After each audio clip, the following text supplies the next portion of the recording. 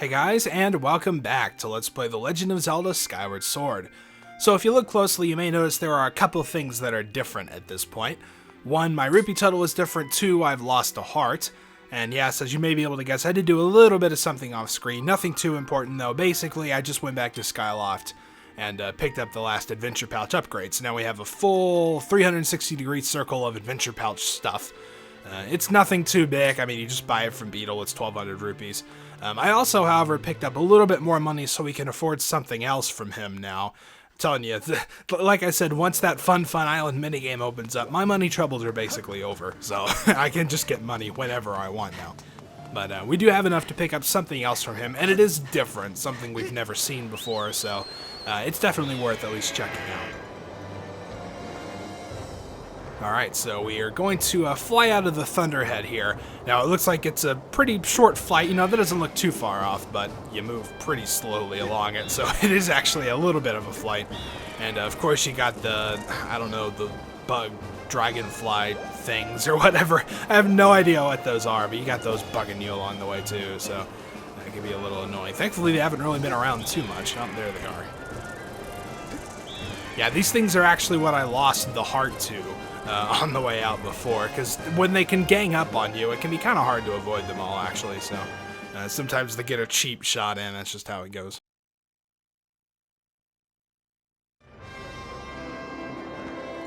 Alright, so our next two destinations really are pretty much right in front of us. We've got Skyloft first, and then Faron Woods just right after that. Of course, we've received our new objective that we need to be looking for the 3 Sacred Flames. In order to get them, we're going to have to complete some trials and get some new powers. It's all a little bit cryptic at this point, but it'll pretty much all become clear once we get into it. It's pretty easy to figure out. So first stop is going to be Skyloft. Let's go ahead and hop off here. Looks like I'm going to hop right on the roof of the bazaar, but no, unfortunately. It's got its own little points it likes to drop us off at. It'd be cool if you could just drop off anywhere you want, you know, but oh well. Alright, so let's go ahead and call Beetle. I guess we can use the Beetle to call the Beetle. I actually kind of want to preserve my slingshot ammo a little bit, because believe it or not, in the area coming up, I'm going to be using the slingshot quite a lot. So we haven't seen it in a while, but it's going to return to its full glory here pretty soon. Alright, so let's get pulled up into Beetle's shop here. Unfortunately, this whole process is a little bit slow, but what can you do?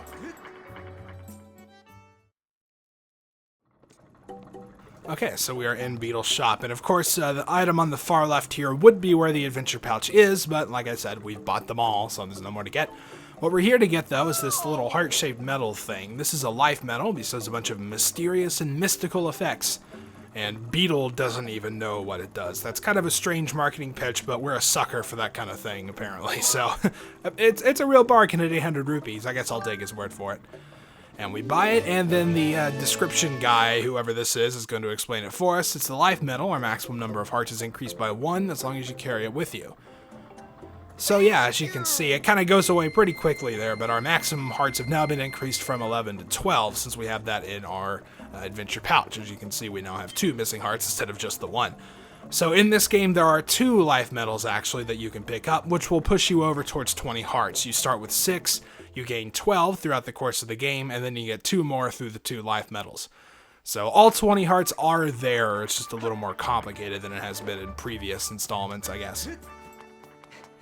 And that also, I would assume, means far less heart pieces you gotta get, because you get so many heart containers through bosses, too, you know? It's like, what room is there for heart pieces? But anyway, let's head on to Faron Woods.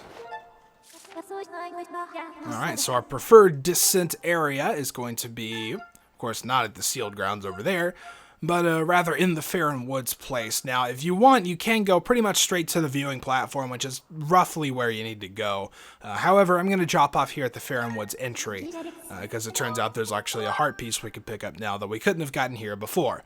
So this one is just going to put us a little bit closer to it.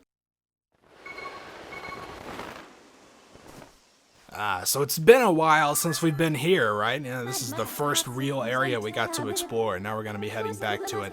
This isn't the last time, either. So, yeah, and Fi's, of course, going to say we can pinpoint the origin of the aura using dowsing, and Farore's Courage will reveal the gate. Now, this is one place where I would tentatively recommend dousing if you don't actually know where it is off the top of your head. Of course, I know, just from having played this before, that it's right outside the viewing platform. But if you didn't know that, I mean, you've got this whole big area of Faron Woods you'd have to search, so dousing could actually be helpful for once there, but again, we're not going to use it because I already know where it is, so that works. Alright, so if we come over here on this side of the mushroom area, we've got this rock wall that we can bomb. And of course we couldn't do this before because, well, we didn't get bombs until the Eldin province region area, so we couldn't have really done that yet, but we can go ahead and grab it now, and this will of course fill up the other two hearts that we were missing, so that's always good as well. Nice to be back up to full health. Okay, and like I said before, we need to be getting to that viewing platform. So you may have kind of forgotten your way around this place a little bit, but they actually make that slightly more annoying now too, because most of the enemies have been replaced. If there are keys, there are now like 5 or 6 keys there. And also some of the enemies have been replaced with harder variants, and we'll see a couple new guys as we go through this place. First off, the bokoblins have been replaced with these guys. These are much more aggressive. And they also have, okay, well, I'm blocking the shield there. They also have a different attack. They do kind of like a power slash, like jumping over their head. You can still shield bash that.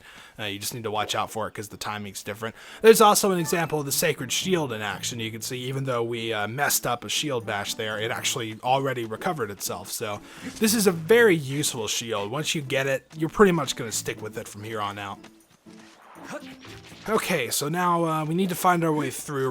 We've kind of unlocked a whole bunch of shortcuts here and there around this place, so we can kind of use them to make our way through. I'm gonna get bitten by this guy if I don't step back. Because you pretty much have to make a straight shot through here since you swim so slow.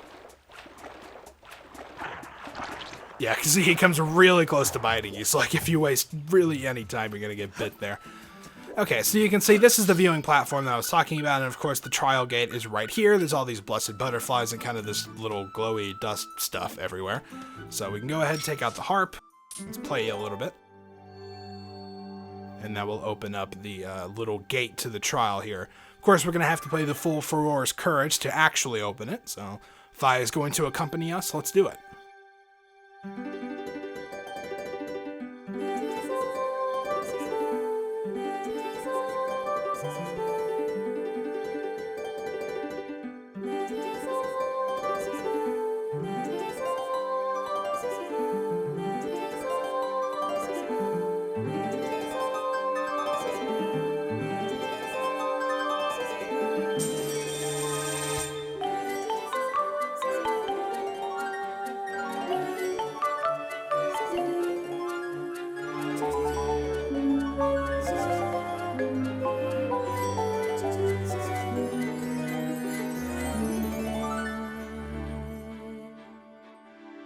Yeah, so that's a slightly different version of the song. There's some, it sounds a lot more cheery than the one we learned. I kind of like the other one better, but oh well. Alright, so she has confirmed the appearance of a strange mark on the ground, as if we couldn't see that ourselves. And this mark is a trial gate, as mentioned by the goddess statue. So thrust your sword into the center of the ground before you. Sweet. And also, after you open this trial gate, it kind of changes the background music here. You can see that's definitely different than what it was before. It kind of goes along with the Faron's Courage theme. Unfortunately, I think it only kind of sticks around as long as you stay near this area. And of course, once we finish the trial, it's going to go back to normal. Which is kind of a shame, because I kind of like this theme as background music, but oh well. Alright, so let's ready our sword and then thrust. That's always fun. I love that doing that motion. It feels so cool.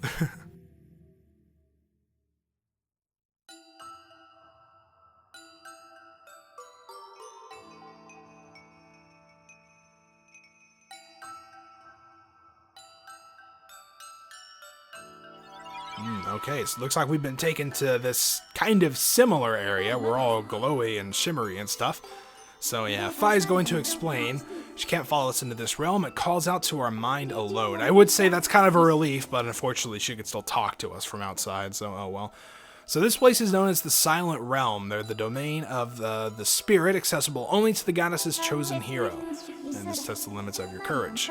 So our spirit is temporarily separated from your physical body, which is kind of strange when you think about it. I'd feel weird about that, but I guess Link's fine with it. So to reach the location of the flames, it's necessary for us to overcome this trial and undergo spiritual growth. So something is going to pop out of our spirit body here. This is the spirit vessel. And of course, if you've played other somewhat recent games in the Zelda series, this is a striking resemblance to something you may have seen before. But this is the spirit vessel. When it's full, it will signify we've completed the trial. So that's good, and obviously that's the objective. And that will allow the goddess to bless us with a new power. Hey, it sounds like a deal. Alright, so to fill the vessel, we need to search for the Tears of Faron. Many of them spread across this strange world. And of course she's going to point one out to us. This being the first one, it's going to be a little bit of a tutorial at first, but that's alright. So we need to collect 15 of these bad boys, and that'll fill up our vessel, complete the trial. So unfortunately, it's not as simple as she's making it sound. And she's going to, of course, point out that we are standing inside this protective circle. The guardians of this realm will wake up if we step outside. And that's these guys. And if they manage to land even a single hit, your spirit will shatter and you'll fail. You have to start all over again. It's kind of a pain. So we have to collect the tears and not be hit by an attack by these guys. And yep, explanation was clear. I got it. Don't need to go over it again.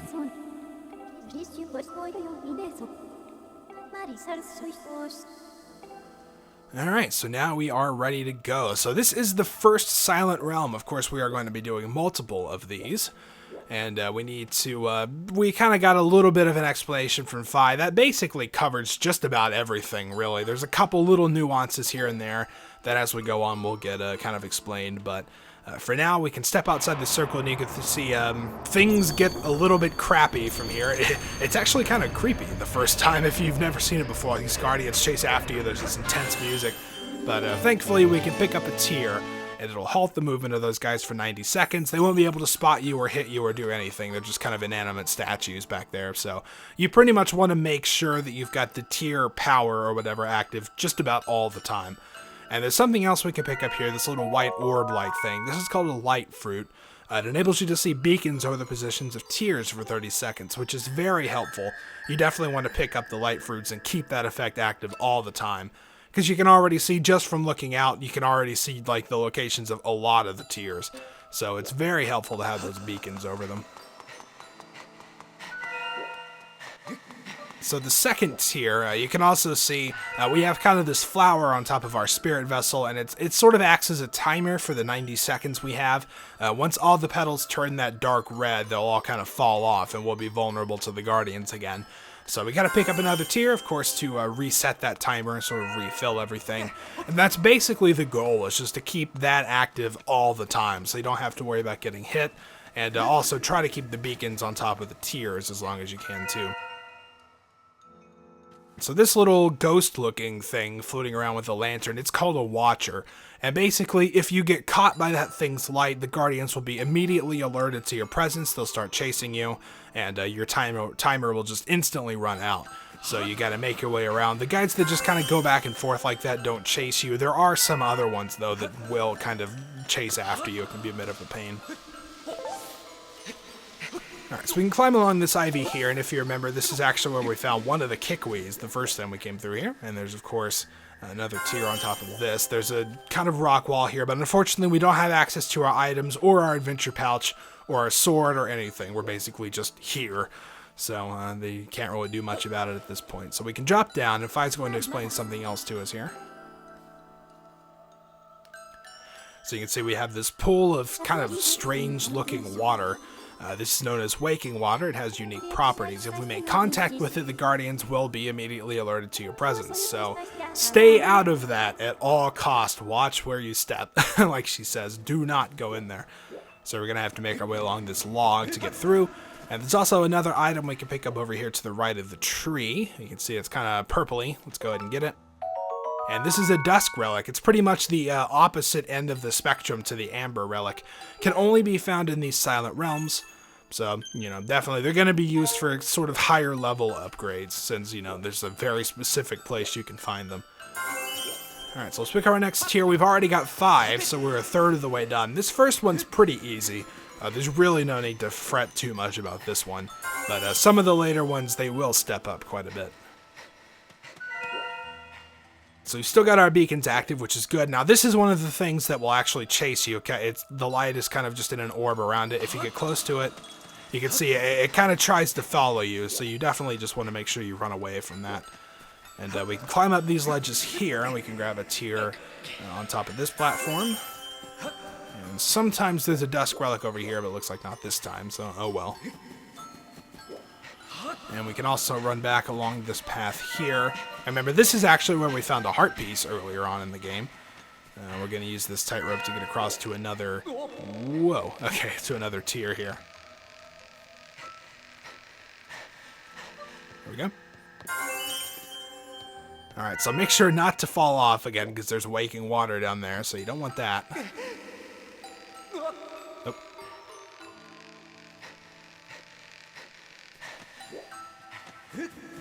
Okay, so next we are going to jump off down here. Just watch out for that watcher. He pretty much, again, these guys don't chase you, so as long as you just stay out of their patrol routes, it's no big deal.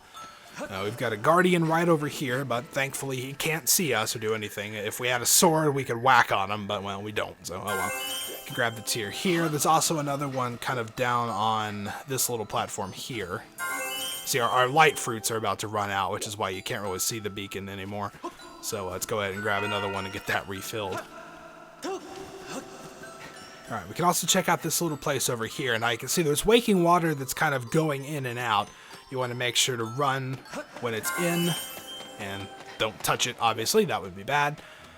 We can also head over to this side of the mushroom area. Watch out for the other watcher there. He's pretty easy to avoid because this is a wide area. And there's a dusk relic up here, which you might as well get. I mean, we don't have any of them at this point, so I'm going to be picking up all the ones I can see. And we'll grab that tier there. Now, there's only 3 left. We're actually pretty close to done with this already. Like I said, the first one's really not too bad. And this time we're going to make our way over to the slope. This is where the Deku Baba, or the Quadro Baba this time around, would be sitting. But we can just grab the tier on the side. Now there's only 2 left, and they're both pretty much within this immediate area. Now we can grab this one over here to the left. Watch out for this watcher. There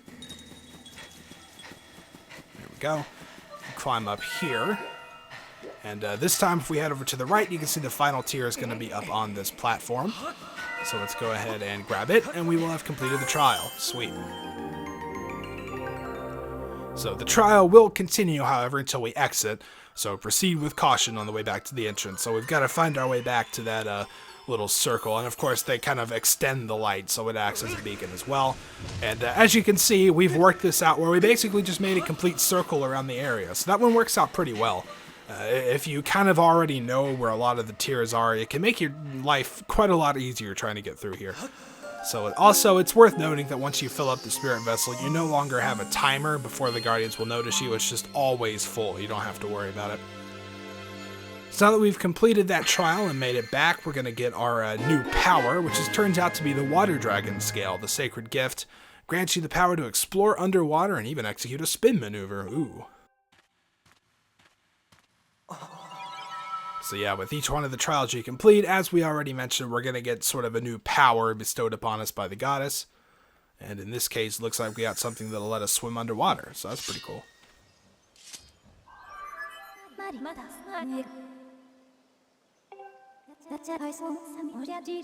So we now have the power to proceed to the location of the first sacred flame. And the Water Dragon Scale is one of the goddess's sacred gifts. And the Water Dragons provided you with the ability to swim freely underwater. So, yeah, I like this piece of advice. The flame is likely in a part of this area you have not explored. Otherwise, we probably would have seen it already, don't you think? Alright, so it looks like the Kikwi Elder's kind of made his way out here. I guess he saw our empty shell standing out there with our sword in the ground. Probably was wondering what's going on.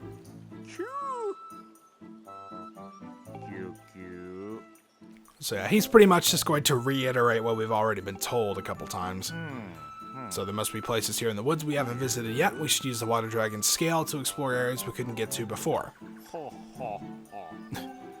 And a little laugh, and there we go. So, didn't really tell us anything too important, but yes, now we can swim underwater. This power is just automatically activated. We can do it whenever we want now. Don't have to equip anything.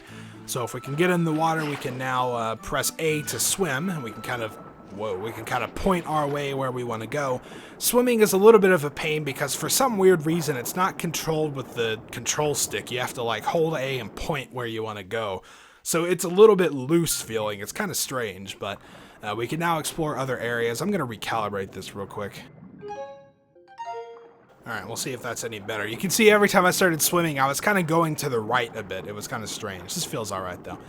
So, of course, as we're swimming underwater, we have a limited supply of air. Fortunately, it's very generous. Link can hold his breath for like a few minutes while swimming underwater here. But if you do start running out, there are air bubbles you can pick up, and those will fully refill your air. So, you really, at no point, should ever run the risk of drowning in this game. They give you so much air, it's not even funny. Okay, so now we're kind of exploring inside the great tree here in the middle. There's all kinds of stuff, which is pretty interesting. Now, this part of the game, yeah, there it is, inside the great tree.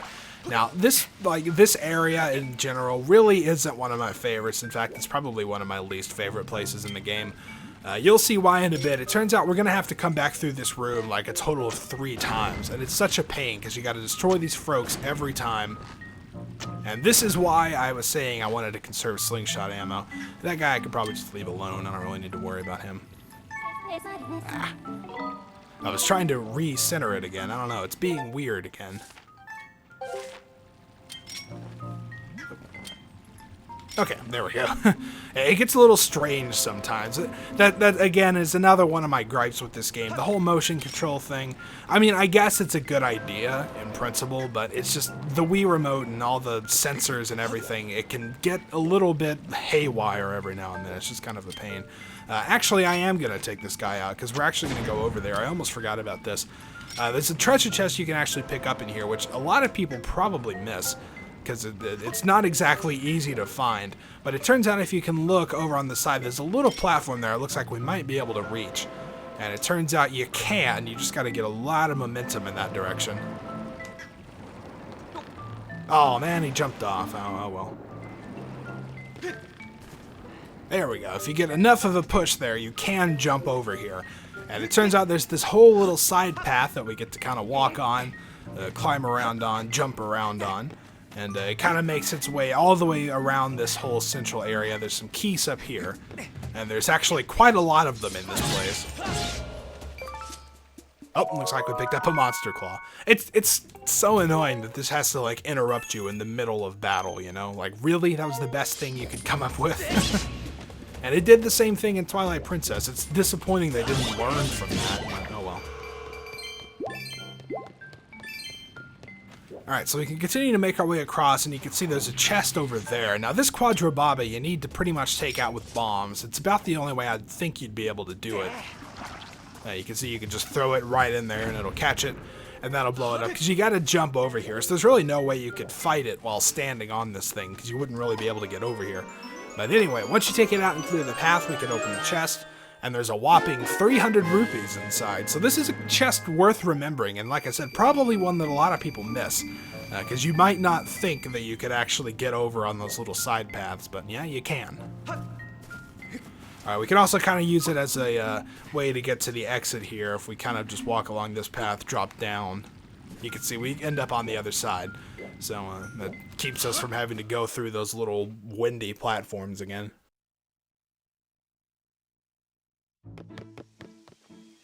Okay, so now we are outside the tree, and we're kind of making our way along the outside of it. And if we take a look here over the edge, you can see there's a ledge here with a goddess cube on it. So what we want to do is actually jump off here, land right in the middle of it, and we can grab this one.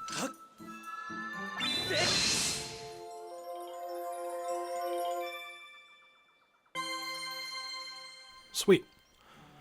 So this is actually one of the reasons why this is one of the more annoying areas for me, because once you get here, there's no real easy way to get back up. We're actually going to have to jump down and swim through and go through that room all over again in order to get back to where we were. And this isn't the last time we're going to be doing that either. The next one is even higher up as well.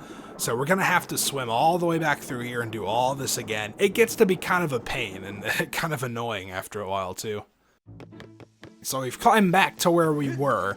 Thankfully, I can just edit this for you guys. Otherwise, this would be extremely annoying. Nobody would want to watch me go through the same place like 3 times in a row.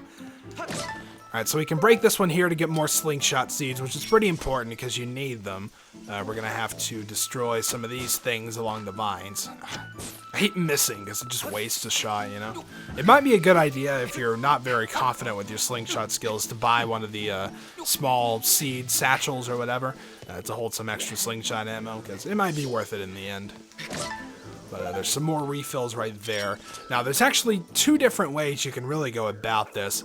You can see, one, we're going to definitely have to take this guy out. So there we go. And now we also probably want to take out the guy way up here. This could be kind of a tricky shot. It's at a weird angle. There we go. That hit him. And we can either choose to just take these 2 out and kind of go the low route, or we can take out the little hornet nest here and take the high route. I'm going to go with the higher route first. I will be taking both of them. But I like doing this one so we can just swing the net around and grab a whole bunch of hornets. Again, unfortunately, it interrupts you in the middle of this, but you can get a whole bunch of them this way. And these are used in a couple different potion upgrades, I think, so it might be worth it in the end. There we go. That was pretty smooth, actually. Didn't even get hit. That doesn't usually happen. I usually do get hit by those. So we can now take the higher path. And you can also kind of hear a strange noise in the background if you listen closely. There it was. We'll get to what that is pretty much at the end of this area, but for now, let's just continue along the path. And now in here, we're going to be introduced to another new enemy. Now, this guy is very interesting, and at this point, he's actually pretty tough. He takes a lot of hits to kill because our sword is still just the basic, kind of sucky one. So we can cut up his shield first to get him angry.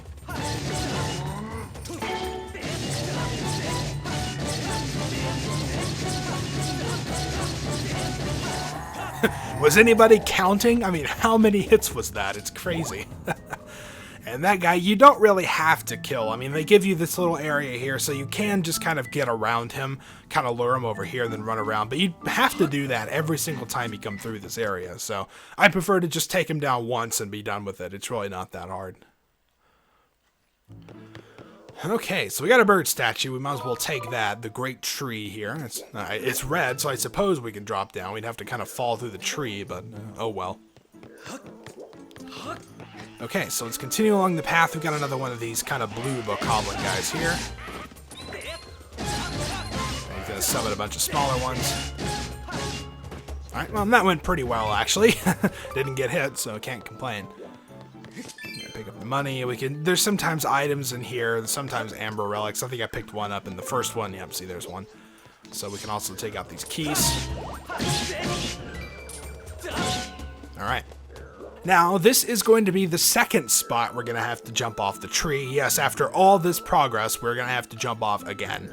So if we look kind of over the edge here, you can't really see it from here. But if we drop down, we can see there's a tightrope leading to a goddess cube over there. And we can actually line ourselves up. It looks like you might not make it. But if we drop down, you land pretty much right smack dab in the middle of it. So that's really the safest way to get down here. And then we can make our way across this tightrope. And grab the goddess cube. Now, as far as I know, this is the only way to get this one. I don't think there's another way up here. So you would just have to jump down and then make your way all the way back up. Alternatively, you could wait till you've made it to the top and then jump back down afterwards.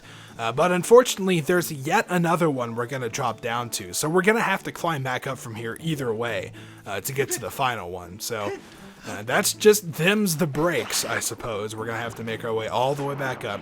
Again, be thankful for editing. So we can... nah, I'm not even going to bother with the amber relic. I just want to get back up to the top. Okay, so we're back at the bird statue yet again. I'm already not enjoying having to go through those rooms so much, but well, that's how it goes. And yeah, sometimes these guys will hide. I love that. No little hole in the tree there.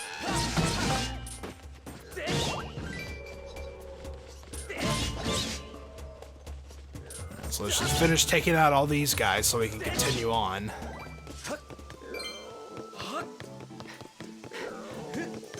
right? And this is pretty much the top of the tree. We basically reached the end here. Fi wants to talk to us about that weird noise we've been hearing, but it'll get explained here in this little scene.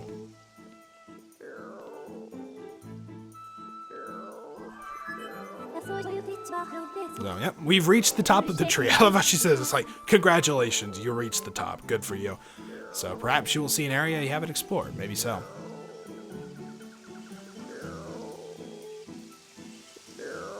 Nope. Yeah, look up there. It's a Kiwi with really radical hair. Look at that.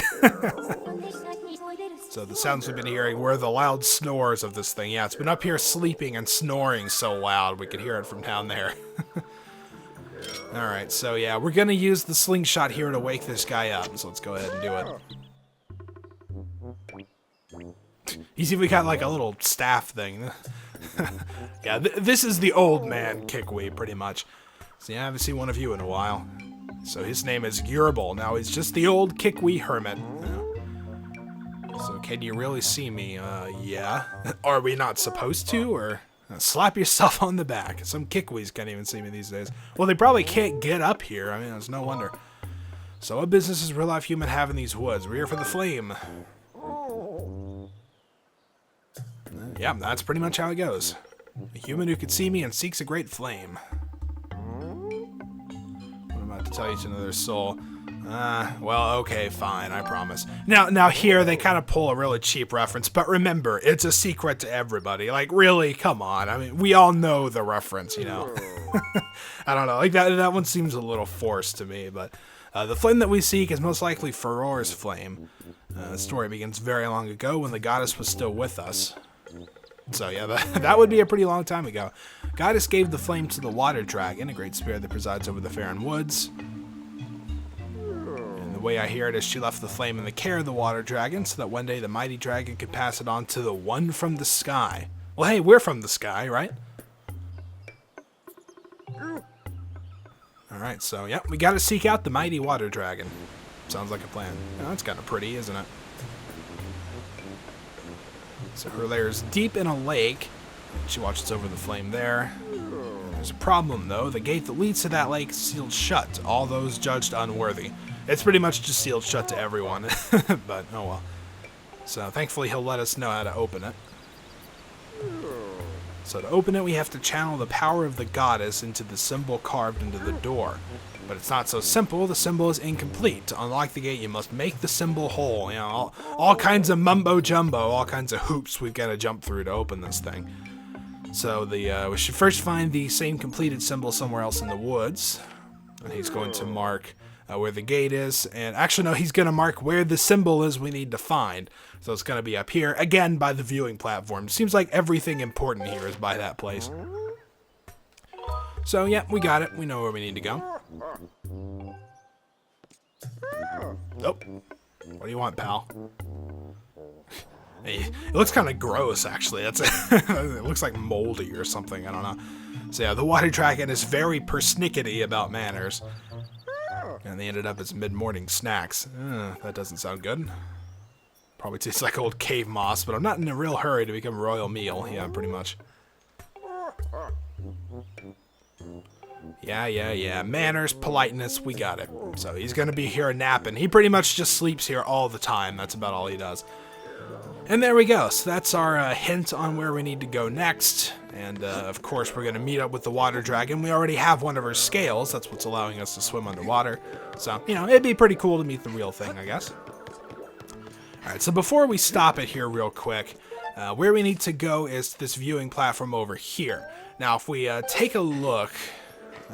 we might be able to see it over the edge here. Yeah, you can see there's yet another platform with a goddess cube on it. Now, this one, you don't have to jump from the tree to get to it. But if you wait till later, we're going to have to require another item that we're not going to get in this area to get to it. So you can kind of cheat it a little bit and get it a little bit early.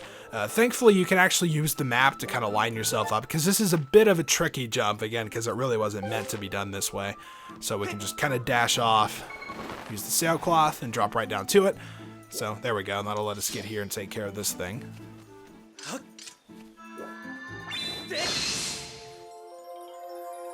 So So yeah, that goddess cube is one that you're really not supposed to get until later, but it's, you know, it's pretty obvious that you would be able to jump from the tree to get to it, right? It turns out the way you need to get up here is to use this thing. We don't have an item that we can really do anything with. So, you know, at this point we wouldn't be able to get it any other way. But again, this is something you could come back for later, but I kind of just like to, you know, kind of cheat it a little bit and get it early. It's kind of fun. Alright, so we've reached the viewing platform area, which is where we need to search for the completed gate symbol, but I think this is a pretty good place to stop for now. So next time we'll see if we can meet up with the water dragon. Until then, thank you guys for watching, and I'll see you next time.